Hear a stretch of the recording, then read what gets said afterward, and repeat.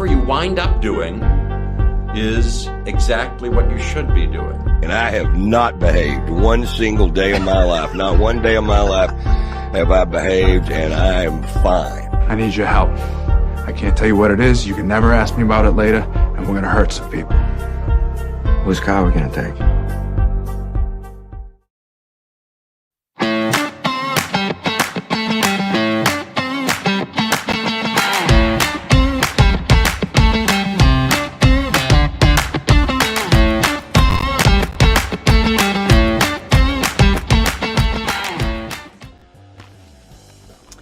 Very sad day. Welcome to the Nikki Medoro show. I decided to wear my onesie in honor of my team. I did not sleep well last night, my friend. Oh no! I am very upset. I'm sad. I'm disappointed. I don't give a crap of you in the comments that don't expect me to talk about this today. I will be talking about this for a little bit during today's show. Just suck it up, buttercups, because I am not happy.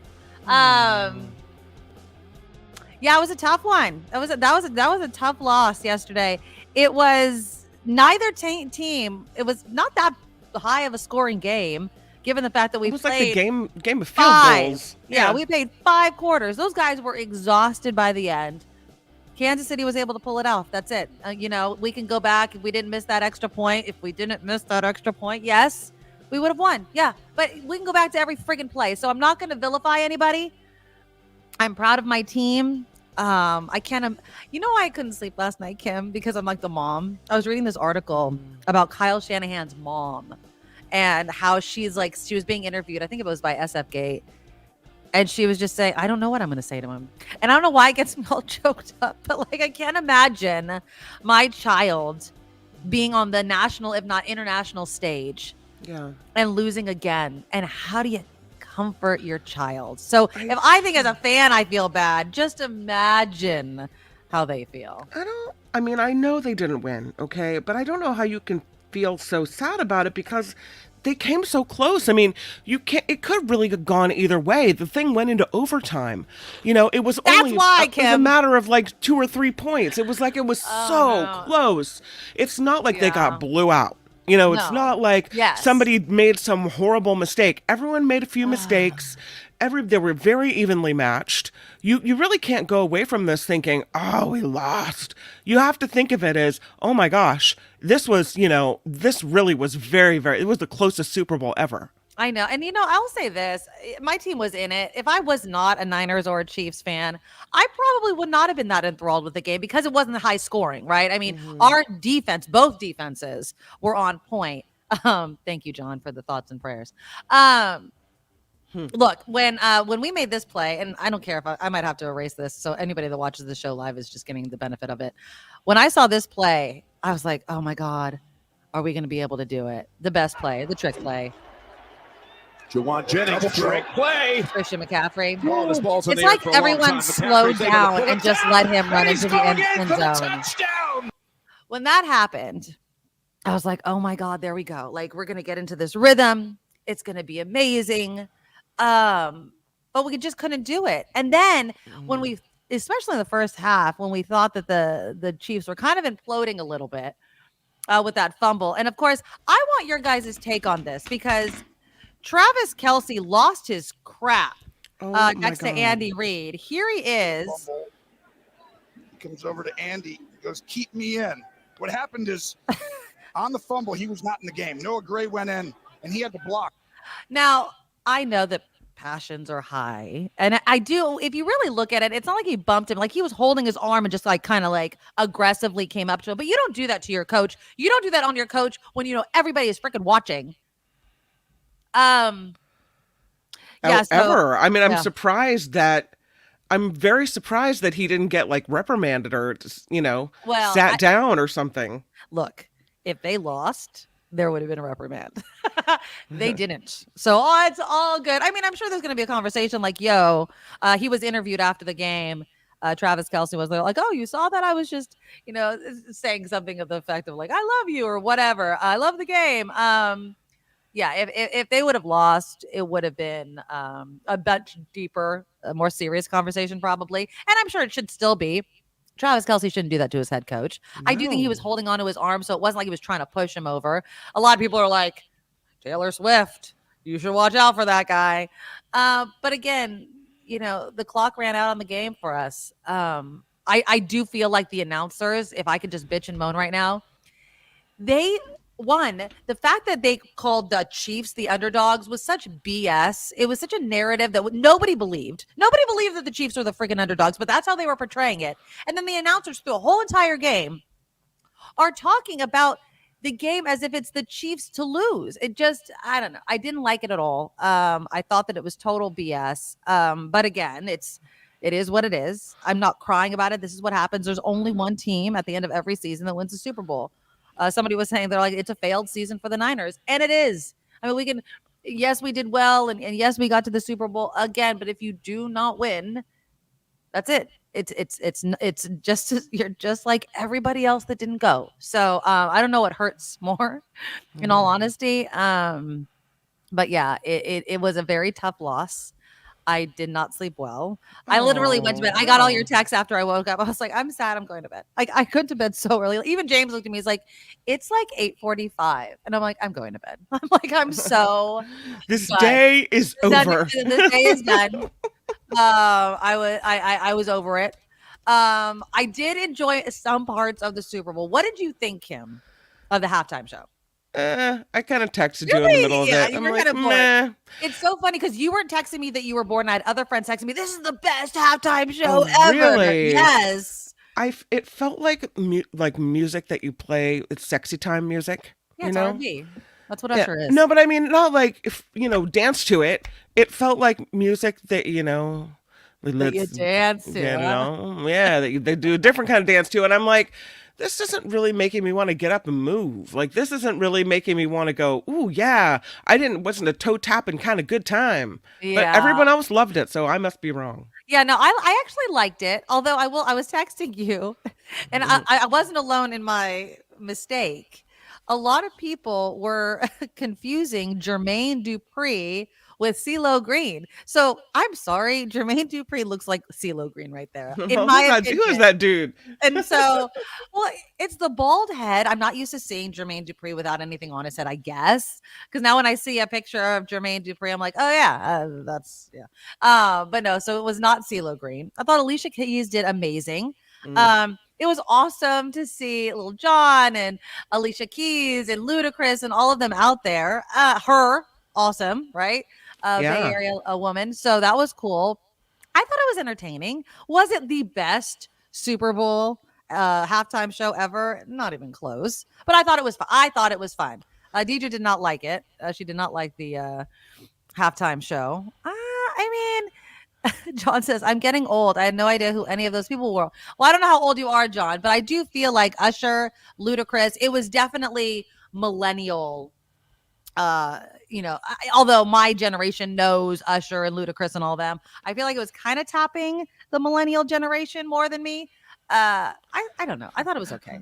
I don't know why. I really thought Taylor Swift would be called upon I know. to come out and do something. So Kim texted me. She's like, I think Taylor Swift's going to make a cameo. The only reason I knew that was never going to happen, and I was so positive about it, is the rehearsals and the timing of something like a halftime show. She would have had to have been there already. There is no way that she was going to drop in. Although if it had happened, I think the whole stadium would have gone up in an uproar. She didn't make it to the game, which I was also surprised about. Mm-hmm.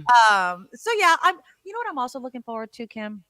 Is I just want to stop talking about Taylor Swift and Travis Kelce. If she comes up with the music, fine. If something happens with him with football, fine. But this whole oh my God, Travis and Taylor, it's over now. Like, we don't have to talk about it because there's literally nothing. She's going to do her tour and he might go, but that's the extent of it. It's not going to be every Sunday. Mm-hmm. Is she or is she not going to be at the game? And I'm not blaming her. I'm blaming the media. Like, let it freaking go. So I am excited that, although I hate the end of football season because I do love watching football, I'm very excited about the end of that. And a lot of people agree with you, John. A lot of people are thinking that Taylor's going to dump Travis. I don't think so. I don't think so. I don't see why. I mean, maybe they have time to evaluate their relationship, because now he's not working. But I don't know, at his level, they're always training and stuff. So I don't know. Is it me or is he a little dorky? Like with the whole Viva Las Vegas thing he was singing at the end. I know. She looks a little embarrassed. She's like, oh, Jesus, here he comes. I mean, I think that, he's a bit of a show. He was very, very happy. Those sorts of things. Did you? I don't know. I have to show you this meme. Okay. Jesus will. Oh God. Okay, we're gonna get into the ads. Jesus will wash your feet. So Kim's like texting me during the game about the ads. She's like, I don't know. Jesus bought a lot of ads during the Super Bowl. So shouldn't Jesus be feeding the poor? Why is Jesus spending money on ads? That's what a lot of people were saying. So if you didn't, so when this ad started with the feet washing, SF Gates, like a lot of people were confused about the foot fetish ad. I knew instantly because I'm Catholic. My dad was sitting with me. He was like, oh, this has to do with the church, very excited. Yeah. I will say, could the money have been better spent? Yes. Was the message okay? I mean, it's not like they were promoting a specific church. It was more like Jesus doesn't teach hate, I think was the kind of slogan of the ad, which, okay, if you're religious, fine. You have a captive audience, fine. I don't know what the call was. If you're going to have a commercial and you're going to spend whatever $1 million on it, what do you want us to do with this? Right? Like, I know what Dunkin' Donuts wanted me to do. They want me to buy donuts, right? Do you want people to wash their feet? No. Do you want people to join the Catholic or the Christian church? I don't know. I don't know what church it was for, but people were a tad bit confused. I thought it was okay. I didn't mind it, but again, my Catholic upbringing makes it so I don't usually mind those things. I knew it was something religious with the foot washing. Yes. But my son looks at me and he goes, why are they washing each other's feet? Yep, that's what Jesus did. That's what Jesus did. I go, listen, it has something to do with God. I love you because you're like, I have no idea why. Don't worry about it. Just ignore this one. Like, I can't explain it. I don't know. But no, it was Jesus was washing the feet and, he wasn't above anybody, take care of your neighbors. It is a positive thing. I'm not knocking it, but 7 million or whatever it costs per 30-second ad. That's a lot of freaking money. Fed the hungry, housed the homeless. Yeah, Like, what does God want you to do? Convert people or help people? What do you want to do? Exactly. So it's it was what it was. And you know what? Anybody can buy the ads if they want to. I have to play what arguably, and you guys tell me if I'm wrong. I'm playing it. I don't give a crap if I have to remove it later. The Dunkin' ad, to me, was hands down the best ad. Here we go. I don't think you should do this. Last year she came to my work. No. Now I gotta show her what I can do. He's here. Fleck on the track. What up, Bronx? For your consideration, here comes the Boston Massacre. The Dunkin. Touchdown Tommy on them keys. Player coach. Got it. I'm open. And needs no introduction, my partner. Sometimes it's really hard to be your friend. You said you were gonna support me. Dunkin. Don't go away. My heart. Why you dunking me, girl? Why you dunking? Dunkin. My heart. How do you like them donuts? I'm so sorry. You had to see it, but I forgive you. Lay us on the track. Are we going to be on the album? No. We talked about this. It's so funny. Let's go. You're blinded by them pinstripes. Wrap it up. There goes Babe Ruth. Tom, you can stay. You remember when I told you I'd do anything for you? This is anything. Chill. Yeah. It was so funny. I love how he's like, you're blinded by the pinstripes, like her highlights. Oh, I was dying laughing. But did you guys know that, and that outfit was just awful. Right now, they just launched it at 9:00 this our time. You can buy the tracksuit jacket. Oh, God. For $60. Dunkin' Donuts is Dunking's track jacket. I want to know who's going to buy this and actually sport it. $60. If it was like $25, I might actually, just for the novelty of it, but no, not at $60. I don't know. I thought that was the best ad. Did anybody have any other ads that they particularly liked or remembered? Because I would say, besides the feet washing and the Dunkin' Donuts ad, oh yeah, and there you go. Beyonce's announcement. Did you hear that Beyonce's coming out with Act 2? So the Renaissance album was Act 1. This one is going to be Act 2, and it's more country. I've listened to 2 of the songs. So here's one's called Texas Hold'em. The other one is called 16 Carriages. I like Texas Hold'em a little bit better for the like brief listen to that I gave. I think it's a very fun song. It explains why she's always wearing the cowboy hats, and she's also from Houston, so it actually doesn't surprise me that much. But yeah, I thought I'm really, really excited to hear the new Beyonce album. I think it should be good. And hopefully does well. Although she announced a new album and so did Taylor Swift, and I always feel like it's like this neck and neck thing for album of the year. And if she doesn't get it again, who knows what Jay-Z is going to say at the next freaking Grammy Awards, right? So we'll see what happens. Oh, Mama of 3 Boys. Yes. The Kennedy ad. Did you see the Kennedy ad? I think I have it. I was very surprised by it. You know what it said to me? I have a family history and a name. That's it. Yeah, exactly. The family's not happy about it. No. Nothing about anything else. That's all it said, basically, was, look, I'm a Kennedy. Right. And so here's the ad. And it took the face of JFK. Like, these are JFK's ads.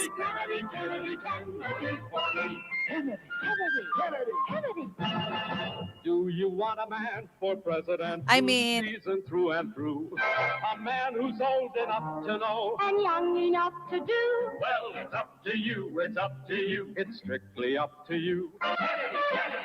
American Value 2024 is responsible for the content of this advertisement. So apparently that super PAC, RFK came out. He's like, I was no way, connected to the creation of the ad. I'm sorry if there's anyone in my family that was insulted by it because they were using imagery of JFK and all sorts of things. But they're looking into it because apparently RFK has a weird connection to the super PAC. So that ad cost $7 million. Many of the family members said, Bobby Shriver, the nephew of JFK, said, my cousin's Super Bowl ad used our uncle's faces and my mother's. She'd be appalled by his deadly healthcare views. Respect for science, vaccine, and healthcare equity were in her DNA. He wrote, again, RFK, I'm sorry if the Super Bowl advertisement caused anyone pain. The Democratic National Committee has already filed a complaint accusing him and that super PAC of illegal coordination.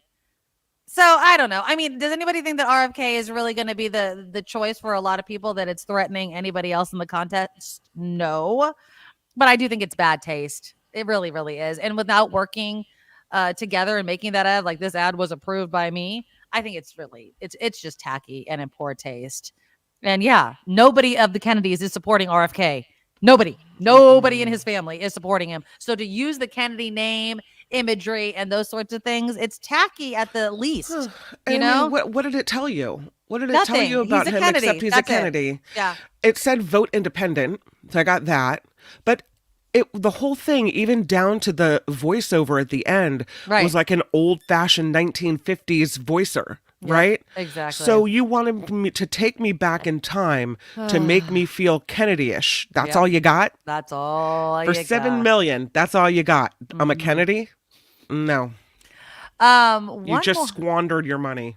And again, just like you said, he didn't say anything, or the ad didn't say anything. Although the whole young enough to do it, way more with JFK than RFK, but I get it. Did you see President Biden's?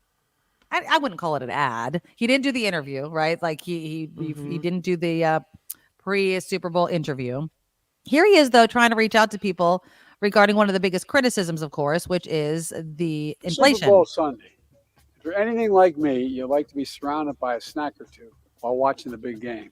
You know, when buying snacks for the game, you might have noticed one thing. Sports drinks bottles are smaller. A bag of chips has fewer chips, but they're still charging it just as much. And as an ice cream lover, what makes me the most angry is that ice cream cartons have actually shrunk in size, but not in price. I've had enough of what they call shrinkflation. It's a ripoff. Some companies are trying to pull a fast one by shrinking the products little by little and hoping you won't notice. Give me a break. The American public is tired of being played for suckers. I'm calling on companies to put a stop to this. Let's make sure businesses do the right thing now. I mean, I like it. I like the messaging. I think that he has a point that he doesn't control how many chips are in the bag, right? He doesn't control any of that. That's the corporations that are doing that to us. And, you know, likely not necessary. They just want to do it to make more money. So I think that, it was a good spot for him. Did he miss an opportunity with the interview? Yes.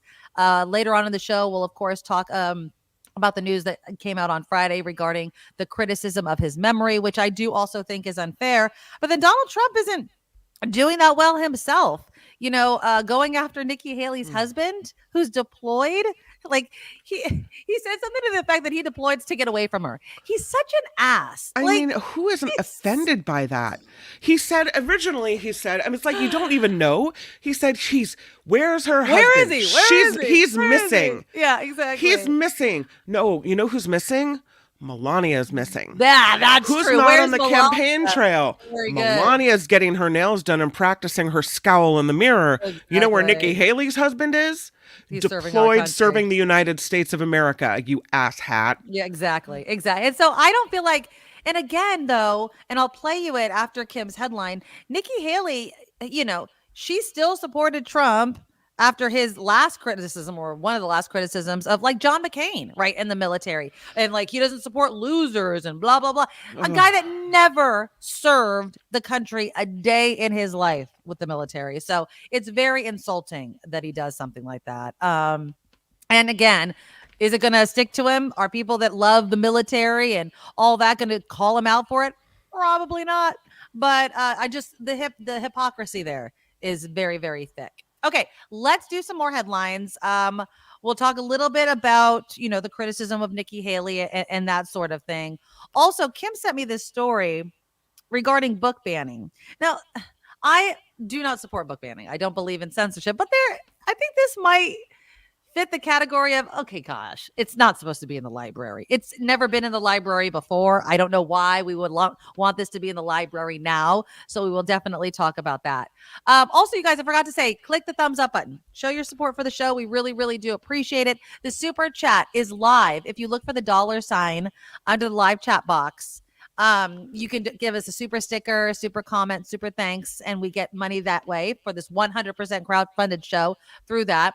The Patreon is the number one way we use to support the show. It's one time a month. It helps us out. It helps us keep the show going. So just go to thenikkimedoroshow.com, thenikkimedoroshow.com, hit the Patreon link. And if you could bump up your monthly donation, that would be awesome. We also take PayPal donations. So if you go to paypal.com and hit the send button, just put the email, thenikkimedoroshow@gmail.com, thenikkimedoroshow@gmail.com. And we appreciate you guys. We literally can't do it without you.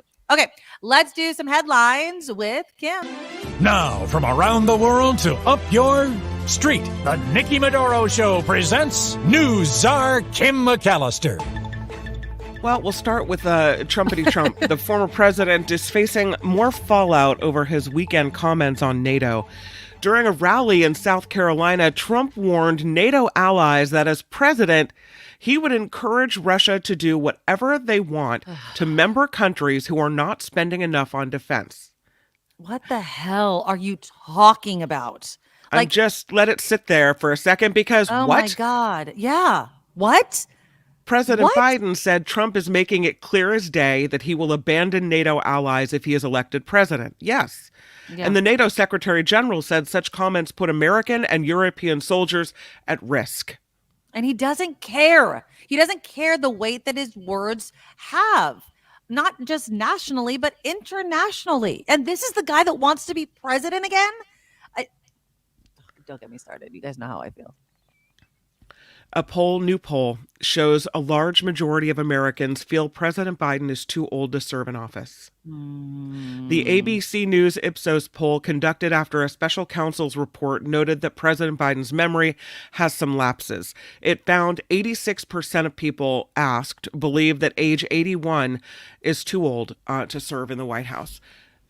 Well, Trump's going to be 81. If he wins re-election, he will be 81 years old in the White House. So then don't choose Trump either. So what do you want me to tell you? They're both old. They are both old. They have both had memory lapses, not forgetting anything. It's just ridiculous. So I would rather have somebody who has maybe a memory lapse here and there, but is surrounded by staff and can still do the job effectively, versus Mm-hmm. a guy who's threatening NATO allies that he encourages Russia to do whatever they want to member countries who aren't spending enough on defense. Exactly. I'm just saying, danger in one hand, a little forgetful on the other. But again, but the comparison to say that, oh, Biden's too old, so we have to go for Trump. Makes zero sense because Trump himself, I mean, come on. How many times have we played the Nikki Haley versus Nancy Pelosi, not even knowing who some certain leaders are? It's BS. And it's not fair. It's just not fair. And again, I agree with you, Kim. I would rather have a President Biden who believes in democracy, right? Who speaks the truth, who's not so freaking hateful with everything he friggin' says than Trump. A million times over. I mean, if it gets to a point where you're voting for, I don't want to say a lesser of two evils, but would you rather be, and I can't even make the comparison because I just don't feel like we're in danger with Biden. No, we are not in danger with Biden. Some people may think, the invasion across the border. He wanted to do something about it. It was your GOP that wouldn't work with him. So stop already. Stop acting like Trump or Republicans are the hard fight against the crisis at the border. It's not a crisis to them. It's a political move. That's it. Did you hear what happened at the Joel Osteen Church in Texas? Mm-hmm. This is some pretty serious stuff. This woman opened fire. Several reports say Free Palestine was written on the gun that she had when she opened fire at Joel Osteen's mega church in Houston. Oh. Now, this shooter is said to have entered the church Sunday afternoon carrying a backpack and armed with what authorities say was a long gun. She also had a 5-year-old child with her who was hit during the incident and is in critical condition. She did not survive this. So it looks like they took her out before. Right. Yeah. That's sad. Gosh, that's awful. Yeah, really bad. The Senate is a step closer to approving a $95 billion aid bill for Ukraine and Israel. The money, which is for Ukraine's defense against Russian invasion and for the Israeli security assistance, passed a Senate procedural vote with the help of 18 Republicans. It was a rare session on a Sunday. They got together. If the bill passes the Senate, which leaders hope could happen as soon as Tuesday, it'll then head to the House, where many Republicans have expressed opposition. Oh, of course they have. You just played the ad, and we just talked about this, and now apparently Robert F. Kennedy Jr. is apologizing to his family after the Super Bowl commercial in his support. He wrote on X that he is sorry if the ad caused any pain to his family. Kennedy said the American Values Super PAC created and aired the ad without his campaign's involvement or approval. The FEC, Federal Election Commission, prohibits the super PACs from doing that. Kennedy's cousin Bobby Shriver criticized him Sunday on X, writing their family would be appalled by his deadly healthcare views. Despite Kennedy's apology, his ad remains pinned to the top of his X profile as of Monday afternoon. Because he doesn't actually care. See, it's this MO. I'm so sorry, but I'm not actually going to take any steps to show that I'm actually sincerely sorry. I'm going to obviously love the ad and just keep pushing it out. Although I agree with you, Kim. I don't feel like it promotes anything of who or what RFK is, except, hanging on the coattails of the Kennedy name. Okay, everyone knew you were a Kennedy. You're the nutso Kennedy, but yes, you are a Kennedy. Thank you for reiterating that. You're the Lulu Kennedy. Thanks for reminding us. You're the one that's not invited to Thanksgiving dinner, or if you are, you're sitting in the children's table. Like, we got it. We understand who you are. You're the Kennedy in name only. We understand. Exactly. There's always one in those families. At least one. Like, oh yeah, that is mine. It's like the Mahomes, right? Yeah. Jackson Mahomes.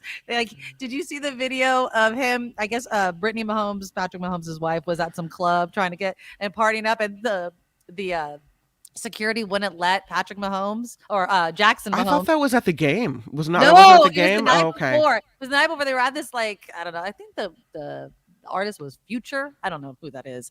But Brittany Mahomes just looks, security says, you can't come in. She's like, well. Sorry, bye. You're too much problem to me anyway. So it's in all families that there's always the. What's wrong with the brother? Is there's something in trouble all of the time? Oh. Yeah. So Jackson Mahomes and then Patrick Mahomes Sr.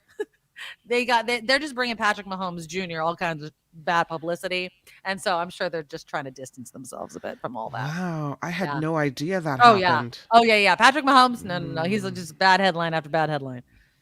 2 people doing okay this morning after a rescue near the Golden Gate Bridge. The San Francisco Fire Department says they had to call for help after their boat lost power and started taking on water. That's scary. Crews had a rough time reaching these folks due to large waves and hazardous surf. The Coast Guard offered support. 2 adults were saved. The boat has since been towed off to Clipper Cove. So all is well. They saved them. Yeah. San Francisco police also looking for whoever set a Waymo car on fire. Yeah, Did I you see saw this that one? video. That's crazy. Video on social media shows it burning Saturday night during a Lunar New Year celebration in Chinatown. The company claims a crowd vandalized the self-driving car first, and then someone threw a firework inside of it. The Board of Supervisors president says he is stunned that this happened on such an important day for families and with so many tourists in town. Here's the scary part about this.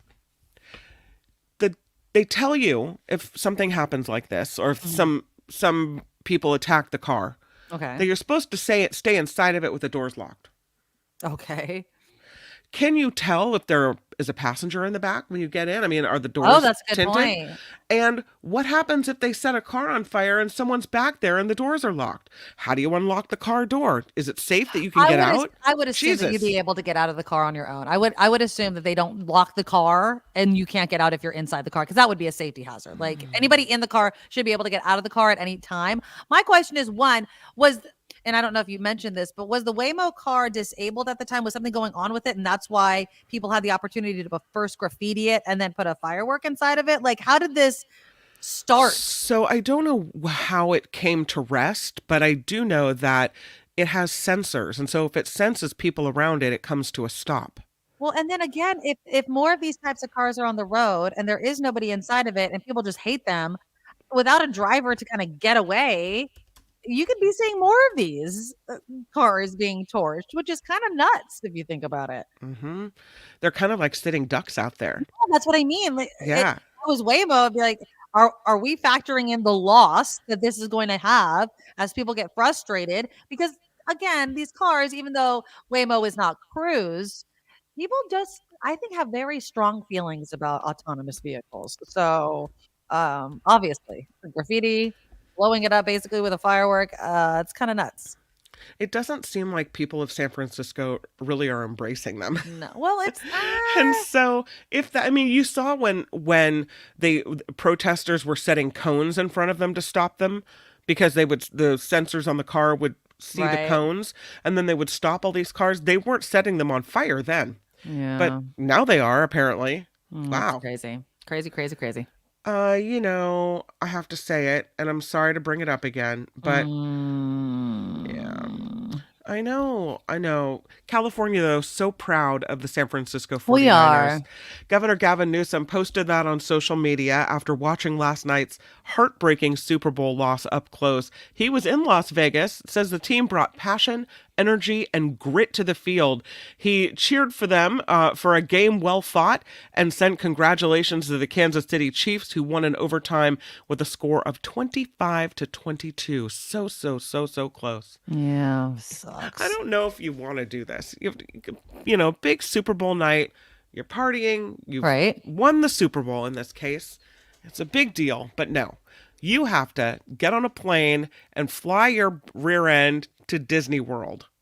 Oh, yeah, I'm going to Disney, that whole thing. Yeah. Is that what they're doing today? Well, Super Bowl champion Patrick Mahomes, was the MVP, right? So is the MVP. Yeah, he's going to Disneyland. The now 3-time Super Bowl MVP will be at the California theme park this afternoon following the Kansas City Chiefs win in Vegas last night. They had to be there at like 8:30 in the morning. It's crazy. I mean, I'd be partying my ass off, so I can't imagine trying to get up and then go. I mean, it's not that long of a flight, so you're just going for. Oh, well, no, it's Disney World, not Disneyland. Mm-hmm. So it's I guess it's a bit longer. So Mahomes is taking part in a special parade down Main Street with Disney characters.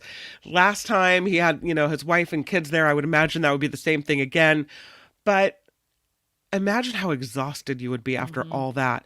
I was reading an article that said the first like, I'm going to Disneyland person, Yeah. whoever it was paid $50,000 or $60,000 by Disney to say it that. and do it. I would imagine it's a lot more now. So it's a very probably lucrative moment to say I'm going to Disneyland and do that whole thing. But Right. I just thought, oh God. And on the one morning where you're like, you know, my body is beaten down and I'm exhausted and the party went on.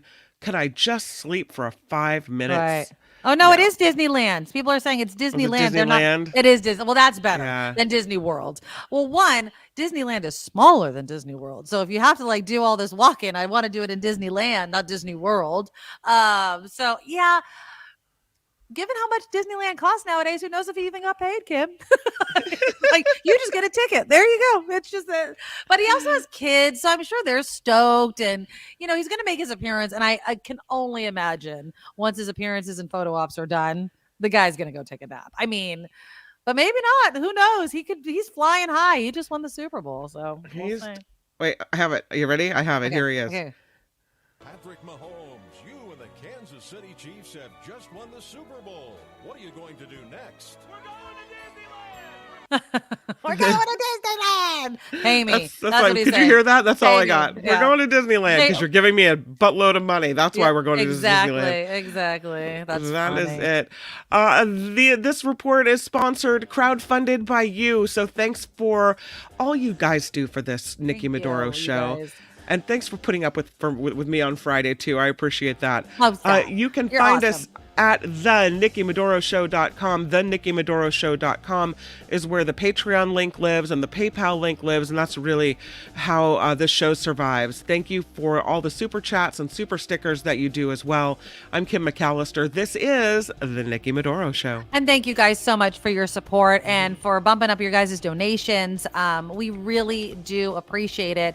And we depend on you guys. So thank you so much. And yes, Kim, thank you so much for filling in on Friday when I was in San Francisco. Okay, let's move on. So when I was in San Francisco, I was working and this whole, special counsel Robert Hur's report comes out and is talking about President Biden. And I will say, unnecessarily made the comment of an elderly guy with poor memory, that would be how he would portray himself.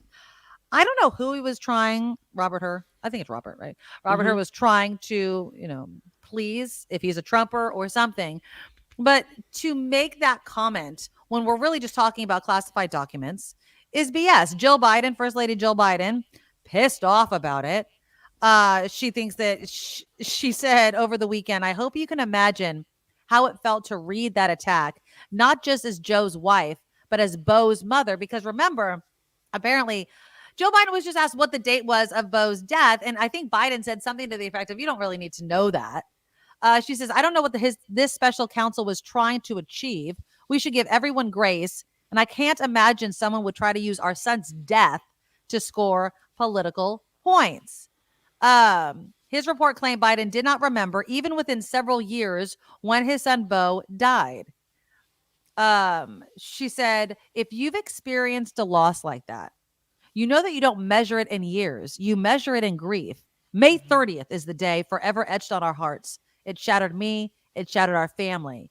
How the hell dare he raise that? Frankly, when I was asked the question, I thought to myself, it wasn't any of their damn business. That was President Biden. And I agree. What does that have to do with anything? It doesn't have anything to do with anything. So leave it to former press secretary Jen Psaki to kind of point out the other side of the coin for all you people that just claim that Biden is way too old. Here she does a little montage of Trumpy Boy. And we have a man who is totally corrupt and the worst president in the history of our country, who is cognitively impaired. We would be in World War II. World War II? Quickly, if we're going to be relying on this man. A very big hello to a place where we've done very well, Sioux Falls. Thank you very much, Sioux Falls. We're in Sioux City, not Sioux Falls. Yeah. So Sioux City, he built almost 500 miles of wall. Even the Obama administration says it in their stats. They were interviewing him 2 weeks ago, and they said, what would you advise President Obama? Obama, dropped missiles and they ended up hitting a kindergarten. If that's the case, he's going to end up being indicted when he leaves office. They never report the crowd on January 6th. You know, Nikki Haley is in charge of security. We offered her 10,000 people. A lot of people saw those documents. They didn't see the ones we had. We had them locked up, and we had Secret Service all the time because I was president all the time. I wonder what Dr. Herr would have to say about all of that. Thank you, Jen. Thank you. And that's just the thing. They're both old. They're both old. If you think, and again, I would love for someone to go up to Robert Herr and say, you know, what was the date of some random thing that happened several years ago? I mean, I will say Bo's death and Dr. Jill Biden was, you know, knew that date. But come on. That's the determining factor? That's the determining factor. No, it's not. And it's unfair. And I don't know, again, what Herr's motivation was. Now, Mitch Landrieu is the Biden campaign national co-chair. And he was being interviewed. And he's getting praised for the way that he handled this whole conversation surrounding the special counsel's report, what it actually found, right? What it actually determined, and how this should play out politically for President Biden. So here he is. Unlike President Trump, which has 91 felony counts pending against him. And by the way, in over all the depositions that President Trump has taken in those cases, it says he doesn't remember or doesn't know over 1,000 times. So they're swooning over whether or not the president remembered the year that his son died and therefore is not fit to be president. It's just really sad and below the belt and unnecessary. Well, just to be very clear, the report didn't say he wasn't engaged in any wrongdoing. In fact, it was quite firm in the fact that he mishandled classified documents. He just wasn't indicted and criminally charged. But let me follow up with you. The documents found in the president's no, Krista, wait. Let me. No. You can't. No. I'm not gonna accept that premise. In an investigation, a special counsel determines based on the facts and the law about whether somebody engaged in criminal wrongdoing. And he found out that the president did. And as a matter of fact, he's the only special counsel that's been engaged in this kind of activity that had to say that he could not indict somebody. And that is a fact. And so that's the big takeaway from this report from a legal perspective. From a legal perspective, that is absolutely right. He said he was not going to indict him. Let me, though, ask this question. Because he didn't have the law or the facts to do it.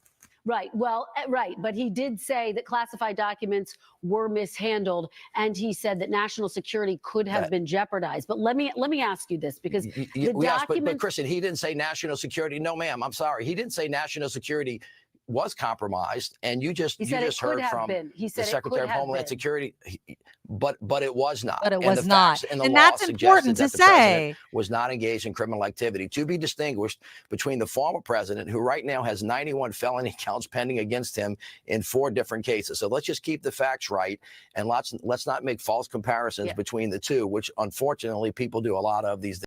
Exactly, and I love that he said that. Like they're like it could have threatened national security, but it didn't. Like they don't add the actual finding, but it didn't.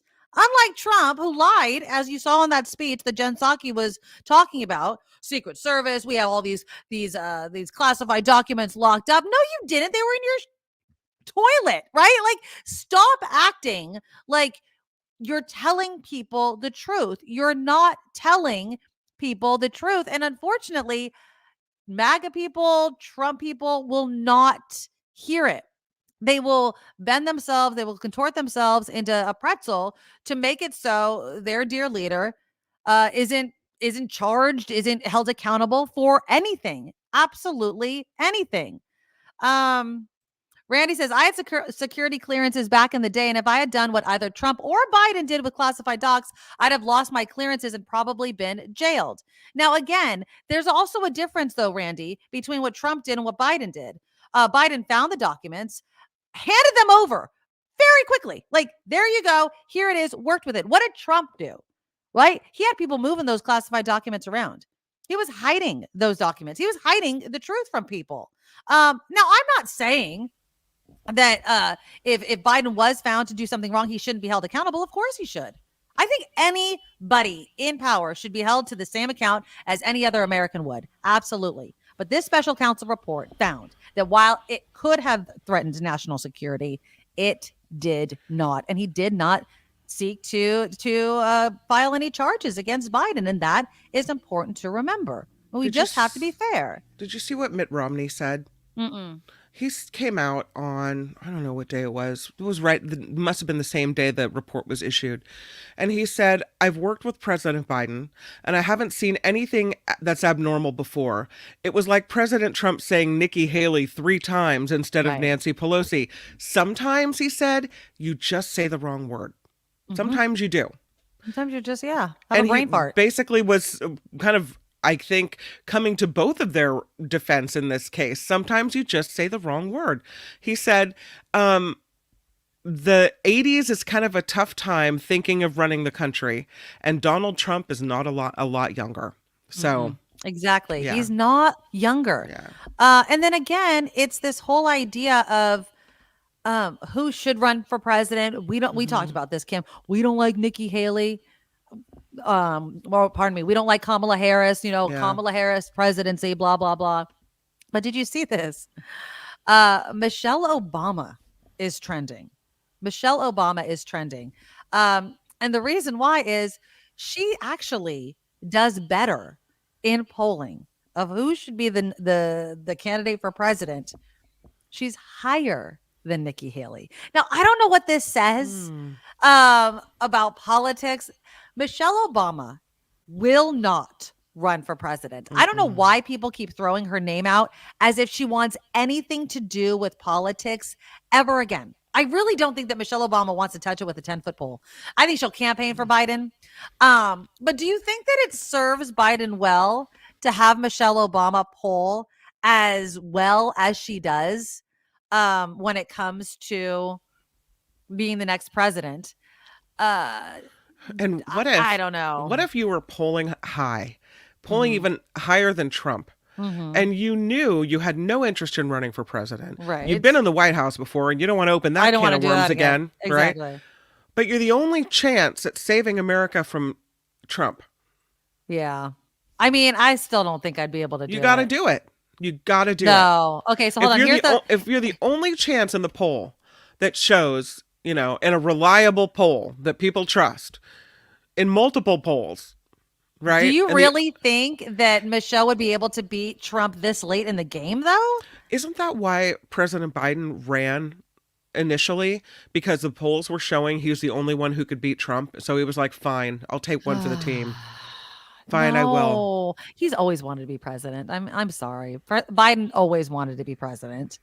Hold on. I have a little clip of the polling numbers. I just want to show you guys real quick of how well Michelle Obama does. Are saying have the best chances of being elected this fall. The odds. Trump is a 5 to 6 shot. It's better than even. Biden 15 to 8, a little better than 2 to 1. Next in line, look at that. Michelle Obama 11 to 1, ahead of Nikki Haley, Gavin Newsom, Robert F. Kennedy Jr., and Kamala Harris. I don't know about you, David. I've got people in my orbit, and my radio listeners say the same thing. There's like always a family member who says, in my case, it's my brother, keep your eye on Michelle Obama. And I say, that is crazy. I agree with you. What should we be saying about Michelle Obama?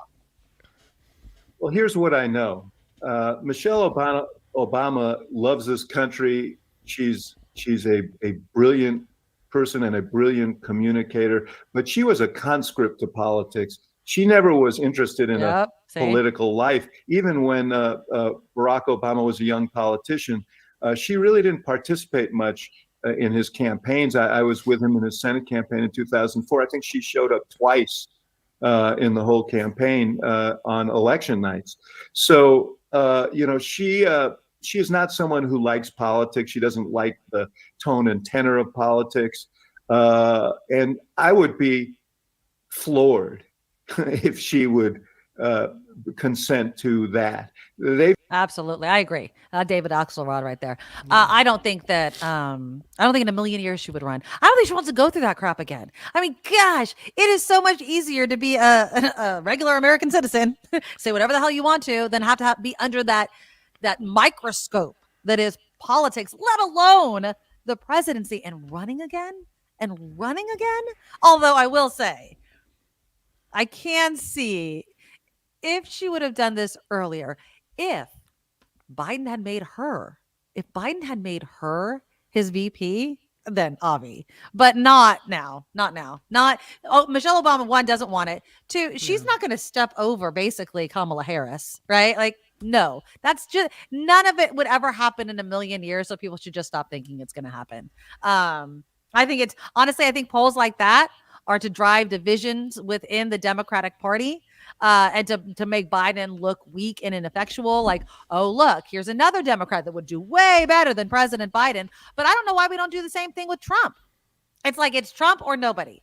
Trump, who again, well, you insults saw the poll. military. He's at the very top of it. Yes. Nobody would do better than him at this point. But again, that's a Republican problem. Like, I'm looking at the Republican. That's a you problem. You have a big problem that you want someone to be commander in chief who insults people who are active military, But they're making maybe it was a Republican problem. They're making it a United States problem.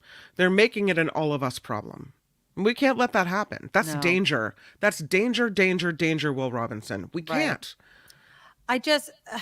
Now, Al Anonymous says, I voted for Biden and I regret it. What do you regret the most? And I'm not attacking you, Al Anonymous. You could feel whatever way you want to. But you regret voting for Biden because why? Because you think that Trump would have done something that Biden can't do, didn't try to do?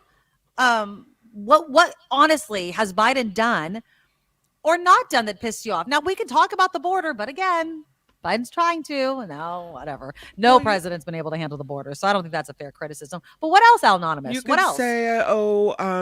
You could say prices went up. That's not his fault completely. You could say, inflation, the price of goods, that is not Biden's territory. Companies can raise their prices. So even if those two things were true, right, and it was all his fault, and you lay the blame squarely at his feet on whatever you think he did wrong. Okay. Now compare it to a guy who says he's going to upset the balance of power in the world and allow Russia to invade all these countries, our allies. I mean, we're talking, and the threat against American democracy. The fact that he didn't want to leave the White House to the point where allegedly he tried to overthrow the election 5 ways from Sunday. Yep.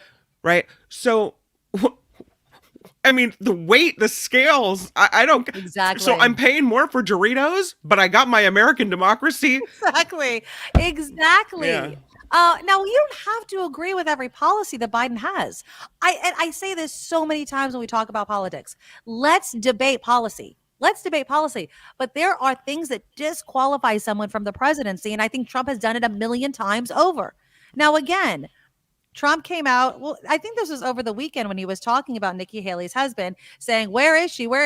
Here's a little bit of it. If you haven't heard the stupid remarks, here's Nikki Haley being interviewed about the comments of a guy that she once worked for and supported. Another comment that Donald Trump made that was personal about your husband, Major Michael Haley, who is currently deployed with the South Carolina National Guard. Trump said this about you. Where's her husband? Oh, he's away. What happened to her husband? See, what sounds happened confused. to her husband? Where is he? He's gone. I know you said that disqualifying, but during his first presidential campaign, Donald Trump mocked former POW John McCain and a Gold Star family. Yep. He was still elected. You agreed to work for him. Why do you think that's disqualifying now? Yep. Good question. Well, I agreed to serve our country, and I'm proud that I got to serve our country. There's nothing, no more higher honor than to serve the people of this country. But what I can tell you is, look, it's insulting to military members. It's insulting to military families. And the part that bothers me is he continues to do this. This isn't personal about me and Michael. This is about what it says to every member who sacrifices for us. This is about what it says to every military family who sacrifices alongside of them.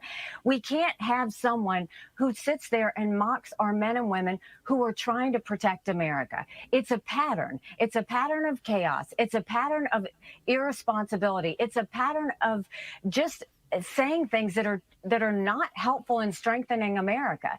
And this is a chance America's going to get to decide. We know what Donald Trump is. You could watch that whole rally yesterday and it'll tell you all kinds of things. But the thing is, do you want it again? Yes, We know that what is the Joe question. Biden is. You can see the press conference. You can look at the special investigation that says he's diminished. But do you want it again? I mean, the one thing we need to understand is for Republicans, with Donald Trump, he lost in 2018, he lost in 2020, he lost in 2022. And if you look at after the New Hampshire election, he went on this unhinged rant. And all he did was talk about revenge. And then you look, he said, anyone that supported me was barred permanently from MAGA. Then he pushed the RNC to name him the presumptive nominee. Then he lost his court case and he went on a rant again. The problem with all of that is at no point is he ever talking about the American people. Thank you. He's I agree never with her talking there. about the fact that we have wasteful spending and we're $34 trillion in debt. He's not talking about the fact that only 31% of eighth graders in our country are proficient in reading. He's not talking about an open border where all it takes is one to have a 9/11 moment. He's not talking about the lawlessness in our cities. And I mean, again, Nikki Haley has her own agenda with all of that, and that's fine. I'm actually totally okay with everything that she says because she's allowed to say it. The problem with Trump is it's always about how people have harmed him, hurt his feelings. Oh my God, you didn't bend the knee, as they say. And so he's a vengeful, revengeful man.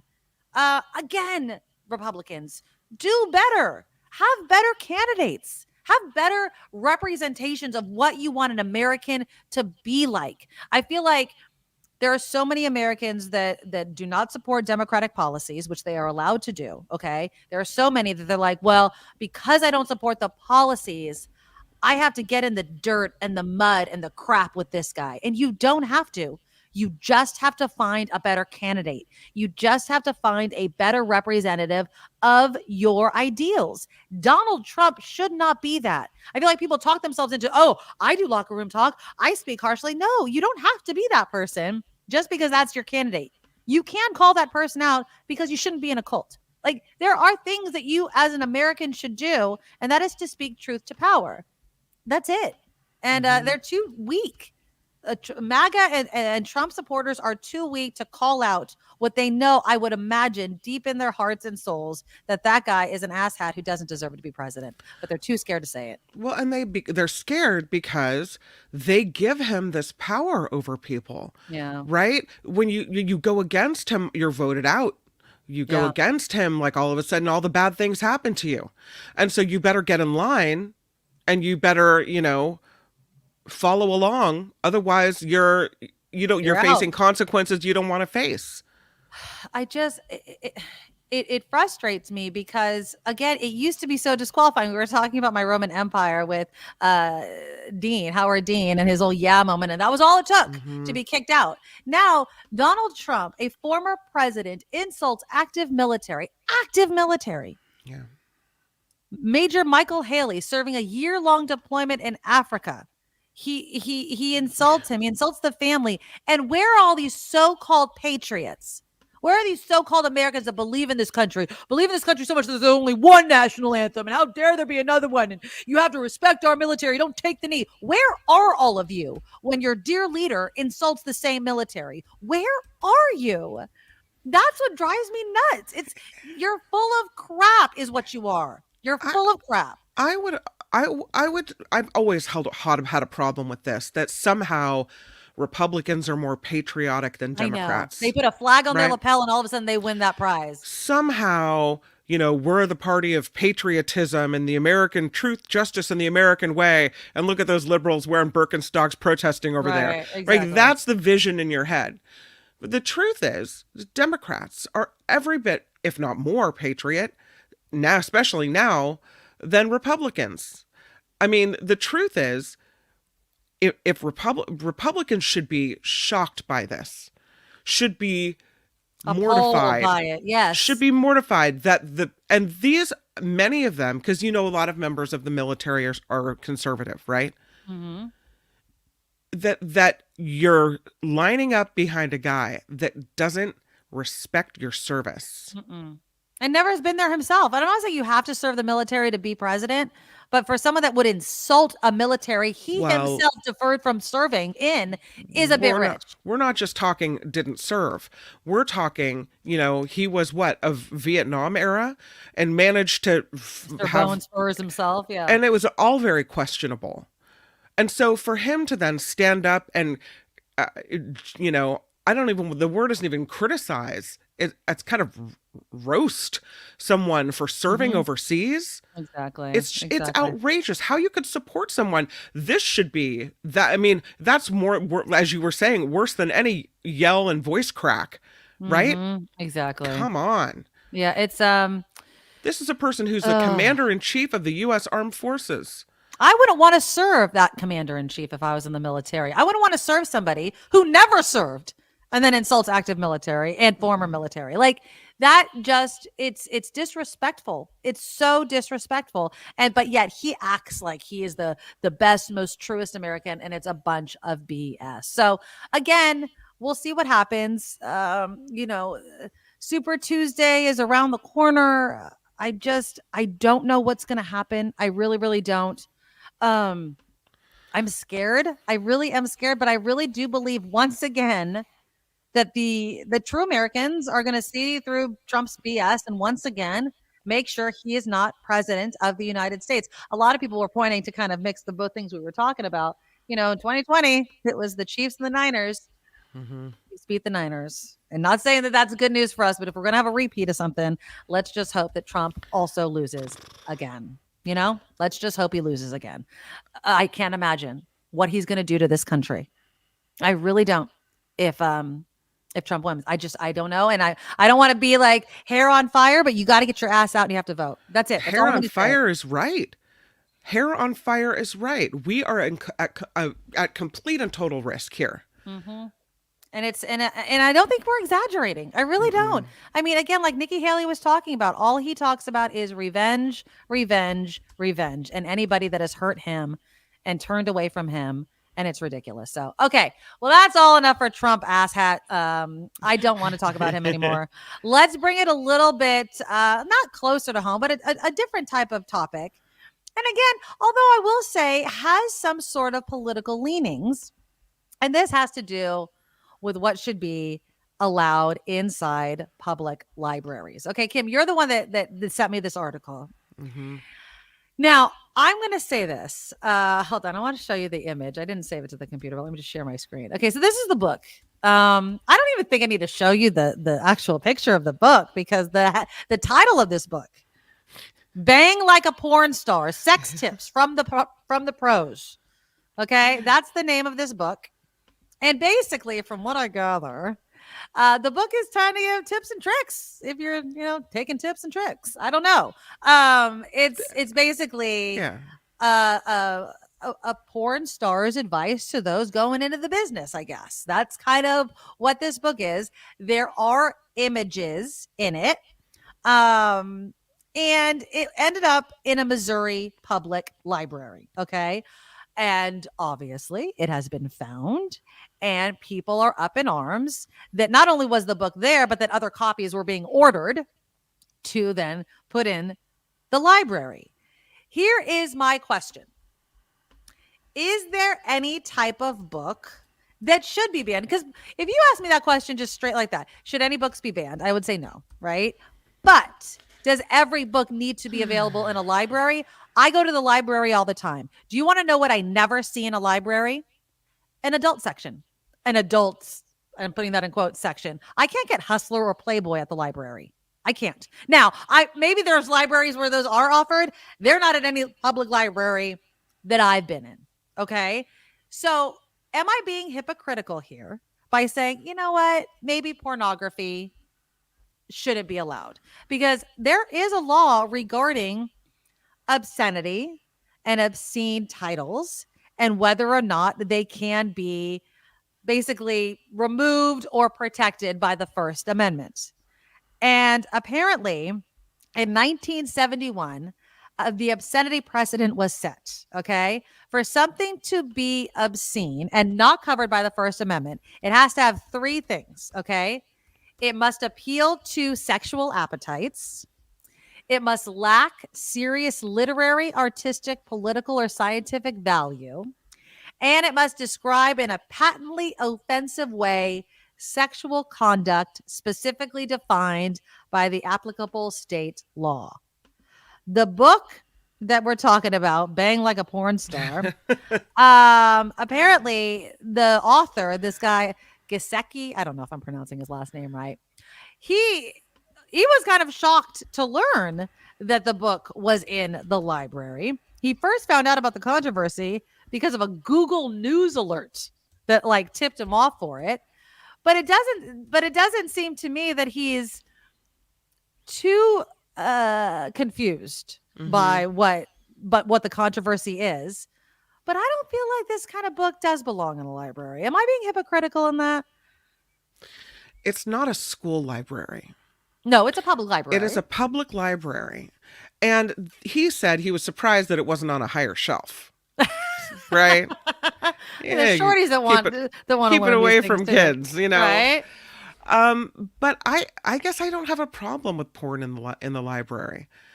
You know, I mean, do you think that it should be in a separate section, or should it just be under P? I think it should be in a separate section. But like behind a curtain, what constitutes section? porn in 7th and 8th grade? The big thing at my daughter's junior high was to walk across the street to the main public library after school to study, right? Okay. And even when they walked across the street during class to the public library and had a field trip to the library, there was always kids who would seek out the, This Is How Sex Works book. Of course, right? They're curious. And they would look in the diagrams and they would look at the stand around and point and, ooh, there's always going to be something in the library that is going to be questionable or that kids maybe shouldn't look at. So you're going to remove all the, This Is How Sex Works books too. Right. And then someone whose parents can't find the courage to tell them, they have no way of learning, even to pick a book out of the library and go, oh, okay, if I do this, I could get pregnant. Got it. Right. Right. Or that's how Oh, there's sexual diseases in the world? I've learned this today, right? Exactly. Today I learned. Exactly. So whatever. So then all those books are shuffled off into the adult section because they mention sex? I don't know. I think it has to be very specific if you're going to have an adult section. Well, Lori asks a good question. How about making a mature section in libraries, or would this just attract kids and ask librarians to be the police? Not school libraries. So what? The joy of sex is in libraries. And I haven't looked for it, but maybe something like the Kama Sutra is in a library. Sure, I don't know. I don't know if it is, but that's just drawings, but it is sexual positions, right? Now, this book, Bang Like a Porn Star, the author says, is very tongue-in-cheek with some of the illustrations. And I don't think he thought he was going to be thrust into this whole book banning conversation. I don't have a problem. Look, I'll say this. I don't have a problem either way, if that makes sense. Like if this book was in a library or wasn't in a library, I wouldn't have that strong of a feeling about it. I do think it could be a slippery slope, like you were mentioning. Is everything going to end up behind the curtain sort of thing? Right. On the other hand, I'm one of those people that like to just kind of wander the aisles of libraries and look at the titles and see what kind of calls out to me. If I was a teenager, let's just say, perusing the titles and I see Bang Like a Porn Star. I'm picking it up. I'm going back. I'm like, let me check that out. And so that begs the question, why? Because that's what we're interested in. People are sexual creatures. Like we're curious, all this sort of thing, the puritanical idea of, oh my God, you can't talk about this. You can't look about that. It just makes it more enticing, right? It just makes it more enticing. And so when making it just, that's Bang Like a Porn Star and that's, whatever, does it take away the explicit nature of it so much that, we might do a double take. We might pick it up, but does keeping it behind a curtain just draw more eyes versus just, it's there if you want to read it. If he had called it something else, it probably wouldn't be a big deal. If it had been the exact same book, but the title was instruction manual for sexual positions, or how to get better in the bedroom, something else that it wasn't as quite as salacious, then I don't know. Yeah. Maybe. Thank you, Luis, for the $10 donation to our super chat. I am doing fine. Luis asked, how are you Safety doing? check. The Niners It's so fought funny. valiantly and represented our state well in an exciting game that lived Aw. up to the hype. Thank you, Luis, so much. Louise, you're the sweetest. He is. And yeah, See, I'm I wearing just- my onesie in mourning right now. I was going to wear black, but I decided to wear my onesie. I kind of just make fun of her, but you take the grief seriously, and I love that you do that. I feel like he feels me. I think everybody he knows does. my love. Yeah. Aussie Rules writes, they would shut down channels like Nikki Medoro, throw Nikki in prison. Courts, Congress approved this as one example. Free speech deteriorates like in Russia. You know, I don't mind an adult section. I don't mind. You know what? I'd also say this. If I was a teenager, Kim, right, and I pulled Bang Like a Porn Star off the shelf, I still have to walk up to that librarian and check it out. Although nowadays you could do it at a kiosk. So Yeah. you might even have, you might be able to do it without having to, hand it But over and be like, hey, Isn't there a list of all the things you've checked out? That's can't true. Can't your parents probably. see the list? Because I know if in a library, something's yeah. late or they send you an get it. email. Yep, Yeah. exactly. Which reminds me, I have to return my library books. Brian says it sounds more instructional, quote unquote, than titillating. Haven't read it though. Yeah. Agolf Twitter says, "Lady Titillating, good word, by the way. Exactly. Lady Chatterley's lover was considered pornography too. Who Mhm. defines porn? Well, the infamous saying is, I know it when I see it, right? Yeah. I know pornography when I see pornography. I'm kind of going back on what I thought. Maybe we should just allow these things to happen or to be Yeah. placed in libraries. Because I would much rather err on the side of, oh, well, that's an uncomfortable book that I didn't really want you to read, but let's have a conversation about it versus who gets to decide what's pornography and what's not pornography. And that Right. slippery slope of this agenda that some people have to keep kids away from things that they have in their hands 90% of the day, which is their phone. If you think that children don't know how to research how to bang like a porn star on their phones, you're sorely mistaken. And I don't think it's going to be a 5, 6, 7-year-old grabbing that book, right? It's going to be a teenager grabbing that book. And so, I guess it's now again, the library, just kind of wrap the topic up.